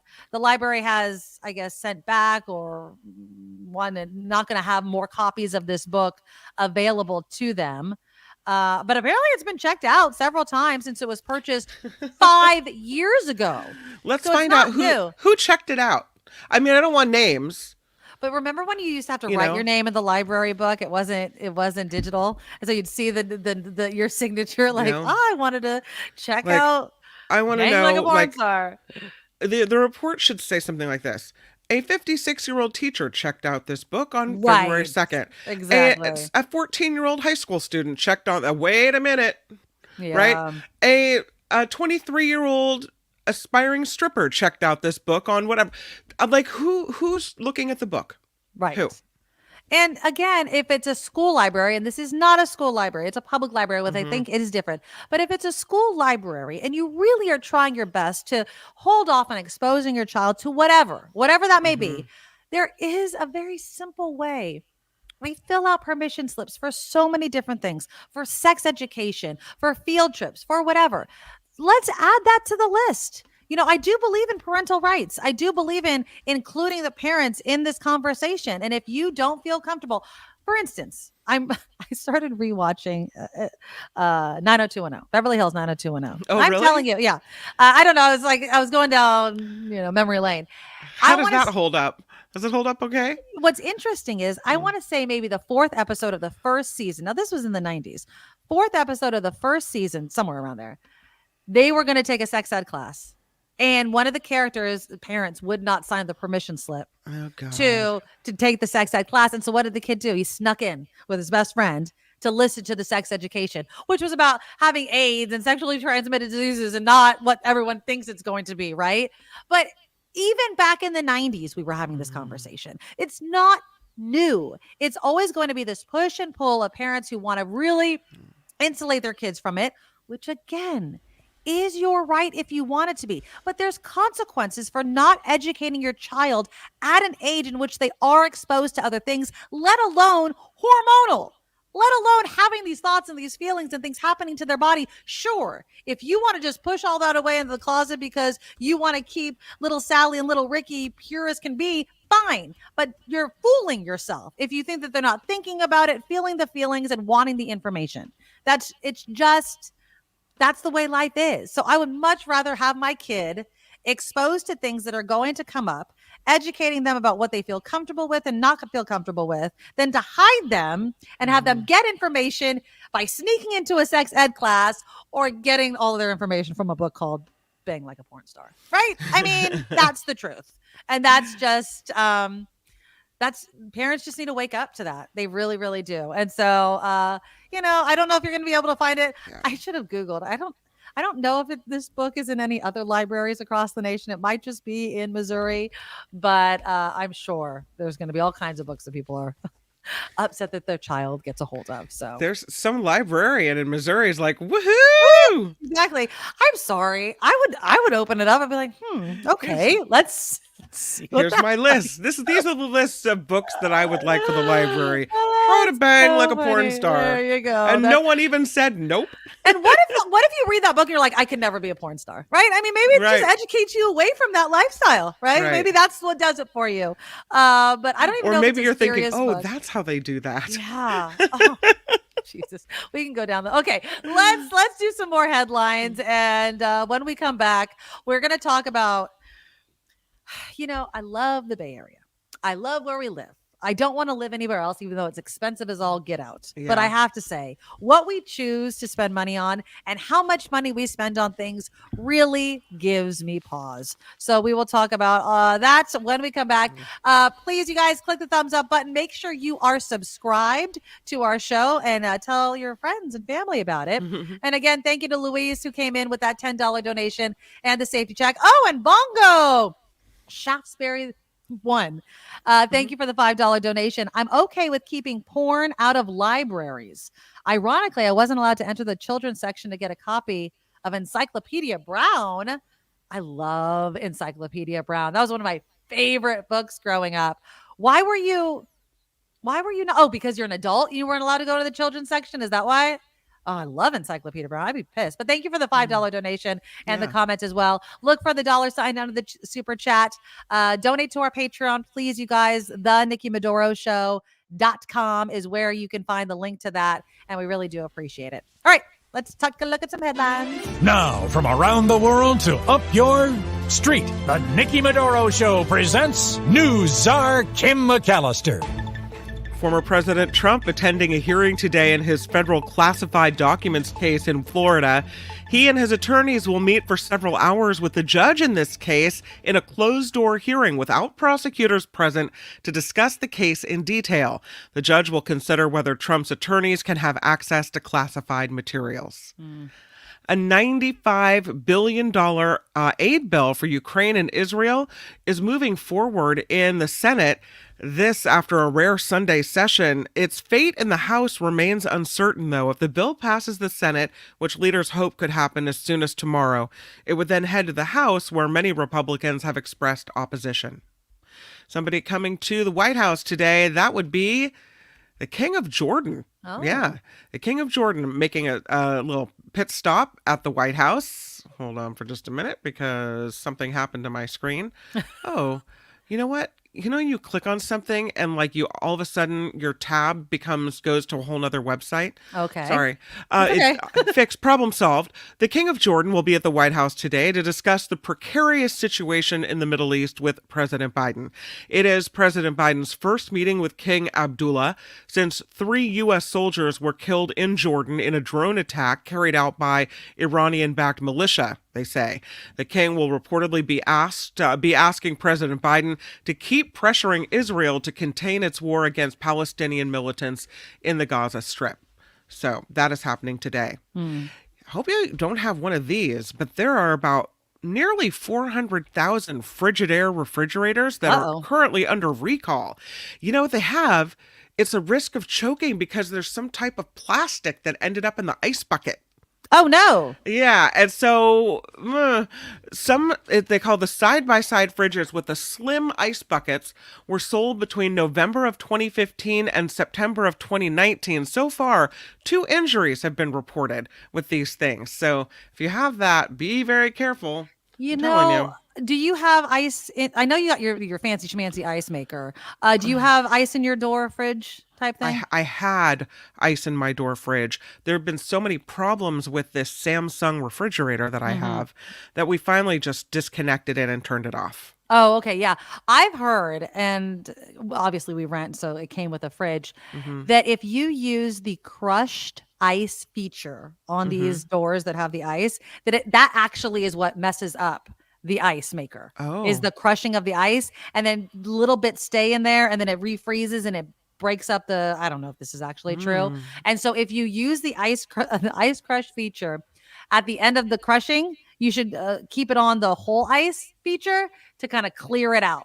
But I'm wondering also, the reason I thought of that is, could that also be damaging some sort of plastic in it that's leading to this type of recall on these fridges? Because that's not something I want to, you're chewing ice, you're swallowing water. Yeah, a piece of plastic down your throat. Yeah. Jesus. It is a bad scene. So if you have this Frigidaire, check it out. Be careful. Jeez. I hate to say it, my friend, but the Kansas City Chiefs are gearing up to celebrate their Super Bowl win with their fans. A Super Bowl victory parade in Kansas City set for Wednesday, and it will include a rally in front of Union Station. When the Chiefs won last year, about 1 million people flooded downtown streets for a victory parade and rally. So they are pretty excited. I just really wanted. Sorry, you don't get to like have literally that. I was so sad. Like if I sit and I'm silent, I'll get like all weepy. I really will. I'm so sad, not just for me as a fan, but like this team, like the Niners, it was our time. Damn it. I don't know how else to put it. It was our time. It wasn't And yet their it time. wasn't. It was our time. I know. Yeah. And that's it. It's just any given Sunday, all that the ball hitting that one player's foot that kept it in play. It just that turned it all. It was. I'm at a loss for words. I'm just still really sad in my 49er onesies, and I think I will be for quite some time. So. Well, here's something that makes me a little sad. What is that? This is the Feather River. A train derailment yesterday resulted in an undetermined amount of coal spilling into the middle fork of the Feather River. This incident involved 14 cars carrying coal, and the Office of Spill Prevention is now on site. Too late to prevent that. They're assessing the environmental impact there. Updates on the situation and the amount of coal spilled will be provided as assessments progress. Authorities are actively addressing the ecological concerns surrounding the Feather River right now. Yikes. It's so beautiful there. Hate to see anything happen to it. I know, right? We saw this yesterday in one of the Super Bowl commercials. It's the trailer for the new film adaptation of the hit Broadway musical Wicked, which is out now. I've never seen Wicked, and I'm sure you have. No, I haven't actually. Oh, you haven't? No. Well, that surprises me. I mean, Julia sings the music and the songs, and we've listened to the music, but I haven't actually been to the Broadway show or performance in the city. Right. Universal Pictures debuted the first look at the movie starring Ariana Grande and Cynthia Erivo during the Super Bowl. The story centers on 2 witches from the land of Oz. Wicked made its debut on Broadway in 2003. It has gone on to become the second highest grossing show of all time, right behind The Lion King. The first of two Wicked films is set to hit theaters this Thanksgiving. Wow. I saw it and I've never seen Wicked. I didn't know what Wicked was about. I knew it was about Wizard of Oz, but I didn't know exactly the storyline. I want to see this. This actually makes me want to see, obviously the Broadway production of Wicked. Yeah. But it looks pretty good.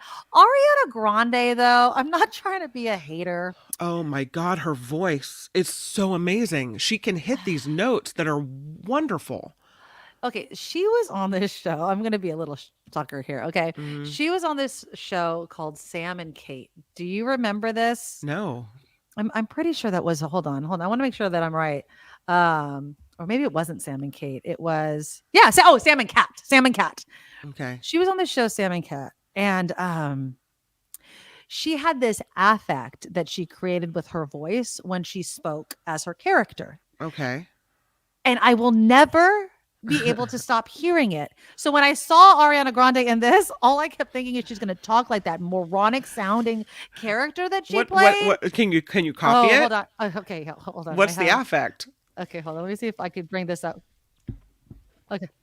Oh, here we go. Okay, ready? Okay. I don't know if YouTube's going to ding me on that. Okay, take the picture down real quick. Okay. Okay, here she is. This is Ariana Grande as Kat. Okay. And I don't know why she talks like this in the show, but she sounds like a moron to me. Okay. Love you to me. It's me past you. I'm back! Okay. That's more. And so my daughter would watch this show all of the time. And I knew it was Ariana Grande. And I go, yeah, why is she talking like that? And she's like, it's just kind of what she does. Yeah. And it was right before she kind of blew up. Like she blew up while doing the show. Right. And so every time I see her on screen, I kind of don't want to see her on screen, if that makes sense. So, but I'm sure she's going to do amazing and I'll get over it and I'll watch the movie and it'll be fine. But I'm going to need her to be really good and wicked because I still see her as Kat in this stupid ass show. So we have a mutual friend who's a big Ariana Grande fan. Okay. And he'll send me these videos of her, like new, music video or whatever. And I don't really seek these things out. But when I'm watching it, I think, wow, I had no idea she had this much talent. She has a great voice. This girl can sing. She is the real deal. Yeah, no, So, I'm not knocking her talent. Believe that's not what I'm saying. But when she speaks, all I hear is this stupid voice.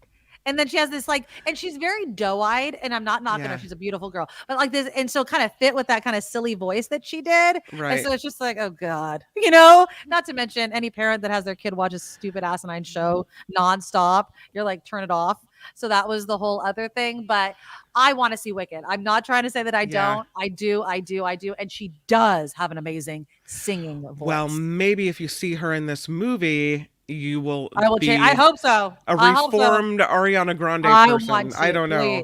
Please. Let's go to the garlic shop. Oh, yeah, I drive by that place all the time. No. This popular landmark in Gilroy is being forced to move. No way. The garlic shop has been sitting along Highway 101 for nearly 40 years. 39 years they've been there. But due to eminent domain, it has to be evacuated by the end of the month. This is to make way for a $140 million construction project that includes a new intersection.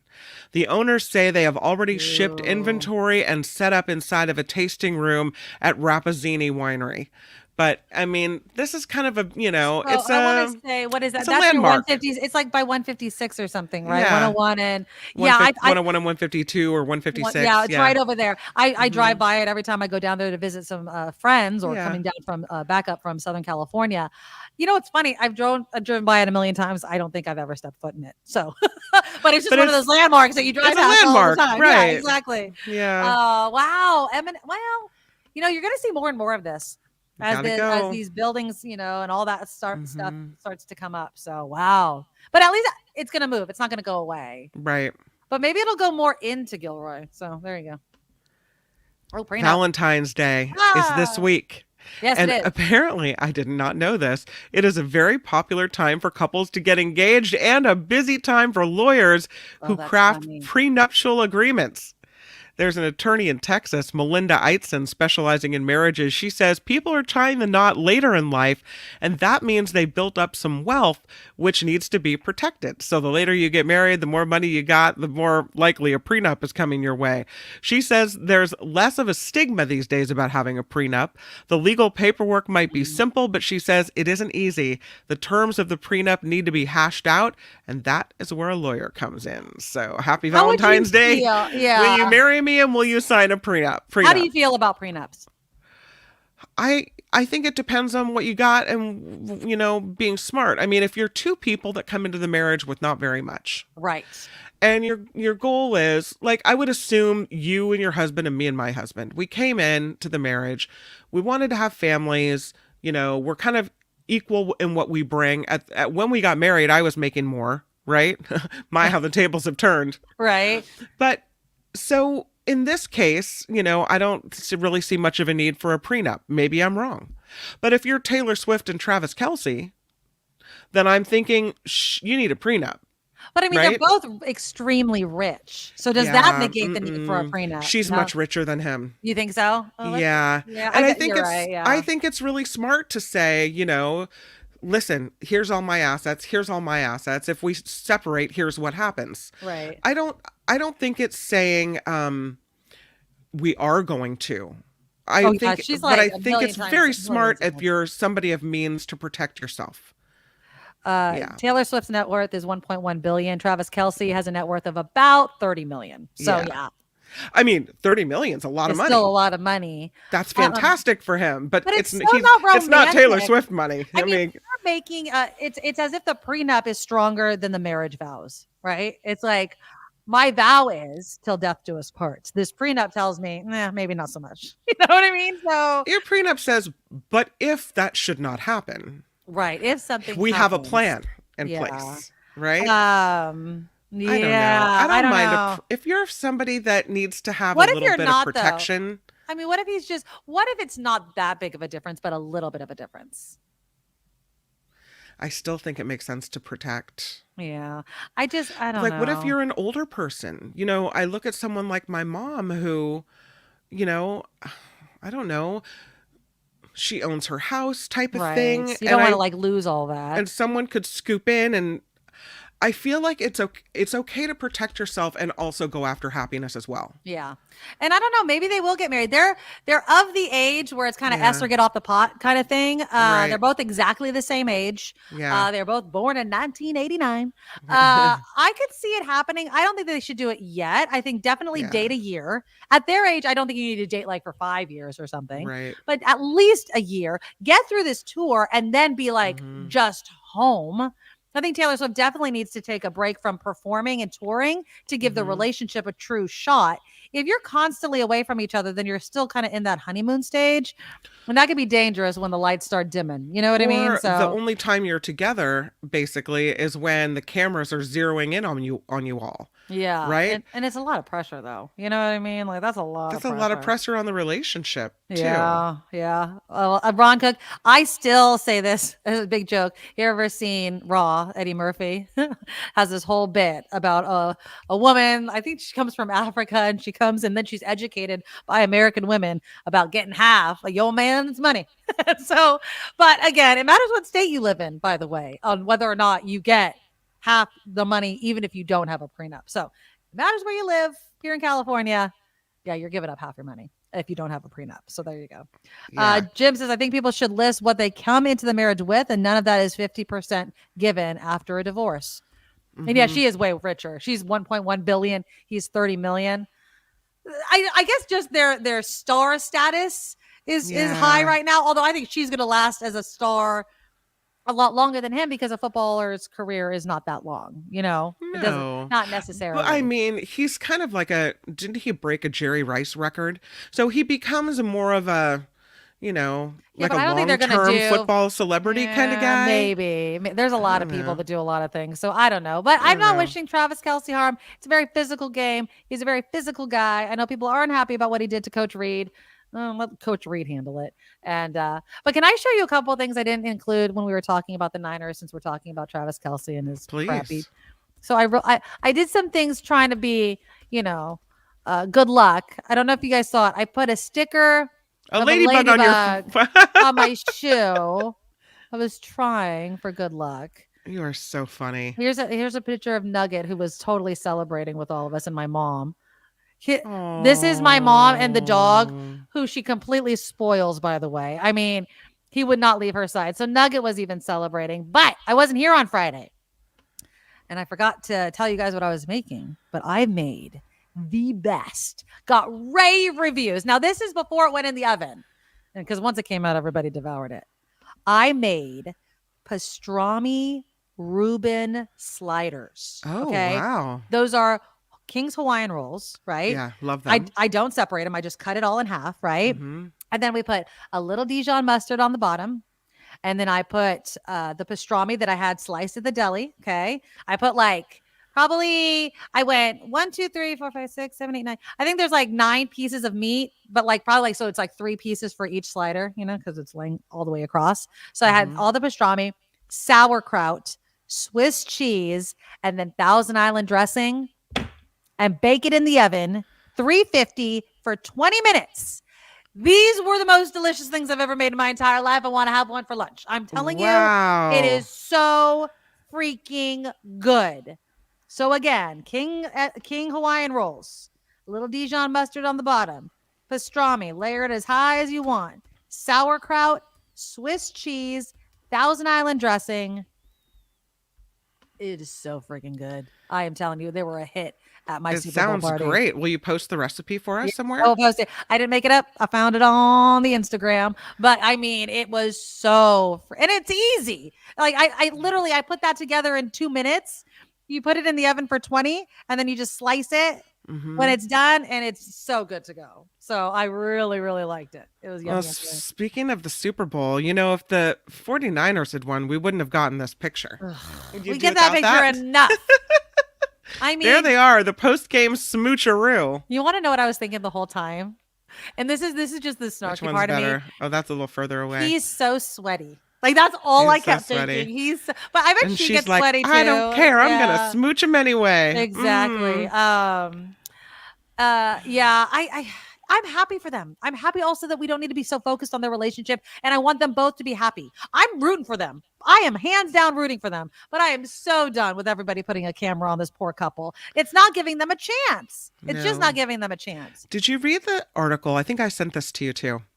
That with his whole anger thing that happened during the Coach Reid thing, that people are saying, oh, Taylor Swift, that's a red flag when he smacks over his coach or bumps into his coach, and he gets so angry, and it's not the first time he's gotten that angry, that's a red flag. You should be very, very careful. What do you think? I don't think so. Don't know. I think football, we are, as a society that loves to watch football, we are dumb in thinking that men who commit their lives to playing this game at the caliber that they play can switch on and off the intensity that they do. Now, should he have approached his coach in such an aggressive way? He was frustrated. If you don't know, he was frustrated that they fumbled and he wasn't on the field. And he's like, that wouldn't have happened if I was on the field. You should have kept me in. That's what he's saying. Like, you should have kept me in. Why did you pull me out? But right, this that's doesn't your look coach. good. That's your coach. You don't. Your do that. NFL. You don't do this. This isn't exactly. I mean, is that an anger management issue waiting to happen? Perhaps. I don't want to say it's okay. It's not okay. I will say though, this is the game. This is everything is on the friggin' line. The intensity can be insane. If he had. Okay, I know he did push, but he was holding the guy's arm. Nobody else did that. Nobody else did that, but nobody else is Travis Kelce on that team either. Like, there's a point where he truly believes, I'm assuming, that fumble would not have happened if he had been kept in the field. He didn't want to be pulled for that play. He's not right here. I'm not defending him. I just understand the intensity of which he's playing. And when things like that happen. 49er that had to go be treated quickly for something and then came right back out onto the field. Was it Kittle or something? Kittle came back. Where Debo came out. There was a play. Yeah, there was a play where, if they had been in instead of out, that it would have made a difference as well. But you know what? Yeah. It is what it is. You don't get angry like this and start screaming and bump into your coach. That gave me pause. It did give me pause. So if Taylor Swift was your kid, you'd be like, don't date him. I would express concern. Yeah. I would say not don't date him, but I might even express concern to him and say maybe, before you get married or continue with this relationship, maybe you guys should just go through a little counseling and just make sure there's no anger problems. You know what other people were saying, though? That the intensity that him and Taylor get was an added pressure on Travis during this game as well. These people are human. I'm not saying it's okay. In no way, shape, or form is what he did okay. But God, guys, like, I've lost my crap a million times, right? I'm just not that public of a figure, and it didn't happen on that public of a stage. Yeah. But, to say, as if what he did, nobody else at his level has ever done, isn't true. It isn't. There's been people that have broken helmets, right? Have broken equipment on the side of the field. Yes, he should not have yelled at his coach. But if you don't think that you see that intensity in other players directed at other things. That was the other thing that they mentioned in the article was last game he threw his helmet at a bench. Yeah. I right? mean, and so it shows there's a pattern of anger issues or something. He plays football. The game is a very violent, angry game. And that's why I go back to what I said at the beginning. We expect these guys to be saints the minute the whistle blows. And that's just not humanly possible. Emotions are running high. You're supposed to be aggressive and angry. And then all of a sudden the whistle blows and it's just rainbows and butterflies. No. And then something bad happens that you think you could have had a say in changing. Yeah, you're frustrated. Should he have done it that way? Absolutely not. But let's not vilify the guy as if there's something uniquely wrong with him. I think that his emotions got the best of him, and he should be reprimanded. He should. I texted you right after this happened. I said, "Is that normal?" Because I didn't know. Has an NFL player ever screamed in the face and gotten physical with their coach, their head coach? I don't know. I'm assuming there has been words in the past. I can't name them off the top of my head, but you don't do that. Especially during this game. And I think that if he had just been yelling, that would have been okay. But because there was this, even though he was holding the guy's arm, this bumping. Yeah. And Andy Reid was trying to make excuses. I didn't see him coming. He kind of caught me off guard. He's just a little passionate. He's a little passionate. But again, if they lost, this conversation that we're having, I think would be different because they won. It's like, oh, it's fine. We won. It's all, but if they lost, I think Andy Reid would have a lot more questions being directed toward him and Kelsey about that moment. Absolutely. I don't think that's fine. I think he should face some type of fine. They're not going to fine him for that because it's not during the play. He will not be fined for that. There's no flag. It's unprofessional conduct, some type of thing. No, they're not going to fine him for that. I mean, maybe the team, but not the NFL. Like Andy Reid might do something, but the NFL's not going to do anything about that. There was no penalty. It wasn't on the field. It was on the sideline. Can you imagine what an S show would be if the NFL had to police everything that happened on the sideline that wasn't even part of the play? No, I don't think that that's going to happen. But again, we'll see. Strange things have happened. Well, speaking of these two lovers, there's a Las Vegas wedding chapel offering to make fans of Taylor Swift or Travis Kelce their dreams come true by paying for the Swift Kelsey wedding after the Super Bowl. Oh, Jesus. They're not getting married. It's a Las Vegas wedding chapel. They want to turn this possible engagement, which is not even an engagement, between Swift and Kelsey into an enchanted night. So the Chapel of the Flowers on the Las Vegas Strip, right near the Strat Hotel, Casino, and Tower, has offered to pay for a gorgeous wedding for the couple to say I do in their chapel right after the Super Bowl. I don't think money is the problem. If they wanted to get married, they've got enough cash to do it. Yeah, and there were bets like that Kelsey was going to propose. Like, you guys, I swear to God, people are insane thinking that they're going to do it that way. They're just not. He was asked, why do you think you guys get so much attention? And he did say something I thought was pretty sweet. He's like, because it's who we are as people and how we treat each other and just what we kind of represent. People like us for that reason. Will they be able to continue it? I hope so. I do. Even given what the whole Coach Reid thing, I like them as a couple. I think that they're cute. I think that she's happy. I think that she found someone that she can be public with that doesn't shy away from it, which kind of was the problem before. It was like, oh, I don't want to be in the public eye. I don't want this, that, and the other. She has someone that's in the public eye, even without her. And he's not shy, and it doesn't matter. And so I wish them the best of luck, but I'm also looking forward to their relationship not being under such a microscope that we have to talk about it all the freaking time. Speaking of which, as I continue to talk about it, she must be, I know she's really tall, but she also must be wearing high heels because he's 6'5". Oh, yeah. She is tall, though. She's tall, but yeah, she wears high heels. Very high heels. Absolutely. To be able to reach those lips, I mean, that's stratosphere. He's 6'5". So you got to be able to really get up there.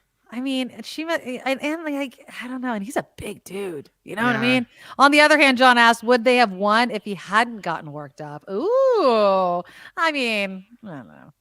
Apparently he gave some type of speech before the Super Bowl that was very moving, and it was the best preparation speech. Whatever. And, Yeah, whatever. I'm not happy.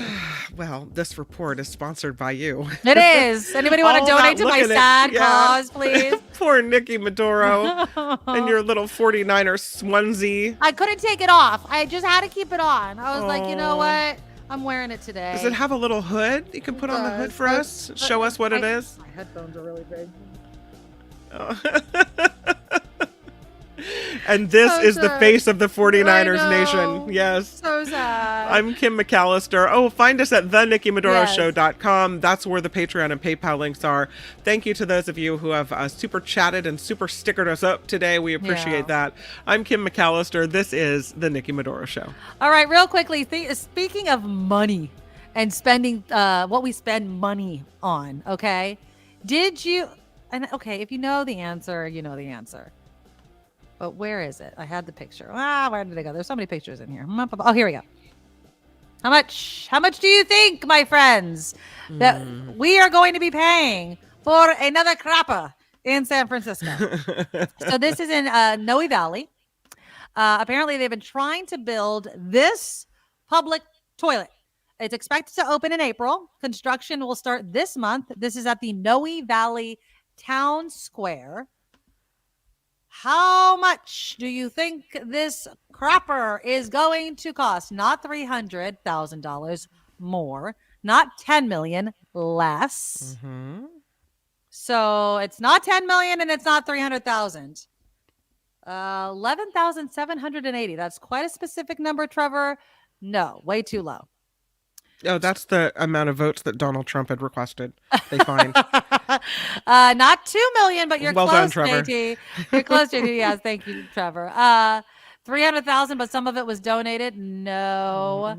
They got a donation to cut the price.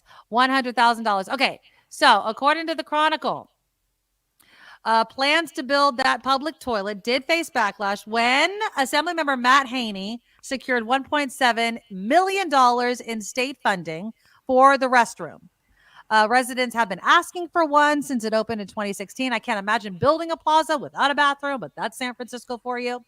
After the backlash, the Board of Supervisors agreed to accept the $1.7 million in state money for 2 toilets instead of just one.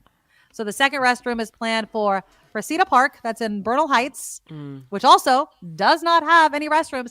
How do you build parks and plazas with no freaking bathroom? And then they wonder why people are crapping on the street. Like, people need to go to the bathroom. How do you build plazas and things like that that don't have stores or something like that already in it without a public restroom, especially given the fact that restaurants don't like to let just anybody in if you're not buying anything. Remember when San Francisco had those little portable toilets? They were green and they had they were kind of fancy. Yeah. And they became these little spots where people did drugs and had prostitution and all kinds of things. Which is going to be they were the like trade-off, this, this questionable thing that you wouldn't, if you were walking down the street, anybody should have been able to go in there and use one of those. Yes. But you don't, because that's where the bad stuff happens. So that's what I worry about in one of these park bathrooms. It's But like, that's just what you're going to have to deal with. You're going to have somebody every day go in and clean the bathroom. That's what you're going to have to do. But people still need to crap and pee. Like, you can't just say we're not going to have any bathrooms because bad things. That was always the case. Go to a nightclub. Should nightclubs not have bathrooms because people are going to do drugs in the bathroom? No, we have bodily functions. And whether they're using them for sex, drugs, or rock and roll, people still need to go to the bathroom. And I just think that it's ridiculous that it took this long. What, 2016? 2016, and they're finally building a bathroom at this plaza. Now, the cost seems a bit much. Again, I'm going to show you this picture. It's a toilet, right? I mean, it's a building. I really feel like everything how everything's bigger in Texas. Everything costs more here. It just seems like an insane amount of money. 1.7, you could buy an entire house in parts of the Bay Area for $1.7 million. And we're just getting a crapper at a plaza that should have had it already. I just don't understand why everything has to cost so darn much. Anonymous says that money would make sense if they had Secret Service keeping out bad people, but the outrageous price to contractors is obvious. The money gets pocketed behind the scenes. I think you're absolutely right. It's what an environmental report that we need on a bathroom. Yeah, exactly. Anonymous. They better have seat warmers, a bidet, a personal servant in there to wipe your rear if it costs that much. Exactly. Yeah. Exactly. I mean, the bidet would be nice. You know how I feel about that. I mean, come on, that'd be awesome. JT says every project that a city funds is way more money than it should be. Exactly. Mama Three Boys, that bathroom is 5 times more than my house. So, but this is the other thing. They throw out these price tags and we are just supposed to accept it. It makes zero sense to me. Why should we accept the cost at $1.7 million? Now, I know that they're going to build a second one, but that still seems too much. Now, they will say, city officials say the price includes planning, drawing, permits, review, and public outreach. Why do we have to have public outreach about a bathroom? How about this? People want a bathroom. Like, I don't know anybody that's like, yes, this beautiful plaza. You know what it doesn't need? A place for people to pee. Like, nobody's going to say that, but we add all of these things in. We need now I know you need planning and you need to draw it up, I guess, but does it have to be complicated? I mean, there's some bathrooms that I know have been around since I was a kid. It's no better than a hole in the floor. You know what I mean? Like, just make it a place that flushes, white ceramic, you know, if it could be like no grout to make it easy clean or whatever. No frills. Yeah, no frills, nothing like that. But make it light. There's a bathroom in a park near where I live, and it really is, as you say, like a hole in the floor. Yeah. It's like it's concrete, and you go in there, and it's dark, and it's dingy. I won't let my kids go in that bathroom by themselves because I don't know who's in there. You're like, it's, well, I mean, you always have to check the public bathrooms. Ron says, I agree. A few hundred in wood and tile, 300 for a toilet, 200 for a sink. The bulk of the cost would be tying into the plumbing, but it's way overpriced. Why should things that just because the city is using our tax dollars to pay for be completely overpriced? Right? It's like, I can hire somebody. Do you want me to call? I'd be like, hey, San Francisco, I know a plumber. He'll hook you up. Right? Like, it doesn't have to be so outrageously expensive. And we only get 1 or 2 toilets out of it. Yeah. And then there's the argument. Should we just do porta potties? Right? Like, just put something off in the corner. People can come in, come out. You can move the ones that are destroyed out and move the new ones in. It's just, I don't know. It's just ridiculous. Okay. Now, Quesadilla says, you're complaining about something you've done no background work in. I know that it's tax dollars. I know that 1.7, even if you get 2 toilets, is high. I know you can buy an entire house that also, by the way, includes bathrooms for $1.7 million. And while I understand that I don't review, draw up, or create public restrooms, I still think that this city needs to be good stewards of taxpayer dollars. And I just think that it's a bit high. That's just my opinion. Maybe I'm wrong. I kind of feel like I'm right, though. I feel like you could do it. It's too much. For way cheaper. Yeah. I think people bid on these jobs for the San Francisco knowing that they're going to get a big old paycheck out of it. Thank you. Absolutely. Absolutely. Oh, that's pretty awesome. Trevor says, I was listening to the KNX radio in LA yesterday and heard them say Nikki Medoro reports on the history of halftime shows. Oh, that's nice. Yeah. That was my story for Friday at KCBS. So that's awesome that they played it there. I could be heard from sea to shining sea. All right. Okay, so that's our show. You guys click the thumbs up button to show your support. I appreciate each and every one of you being here and consoling me on this day after the dark day of the Super Bowl. Poor Nikki. No. Very, very sad. Very, very sad indeed. But thank you guys for doing that. Again, thank you, Trevor, for the donation to the Super Chat, the $10. Bongo came in with a $5 donation as well. Thank you, thank you, thank you. And Luis came in with a $10 and a safety check on me following the loss of my beloved Niners. It's not easy to lose, but there's always next year, as losers will say, and I will say it as well. All right, stay here. The Mark Thompson Show is coming up. And then, of course, the After Party Live with Kim and John. And I will see you guys tomorrow. Bye-bye. Nikki, you're oh so awesome. Miss Brown, my like a beautiful person. You're also the best. I really can't rest. You're all so awesome. Wow. Okay.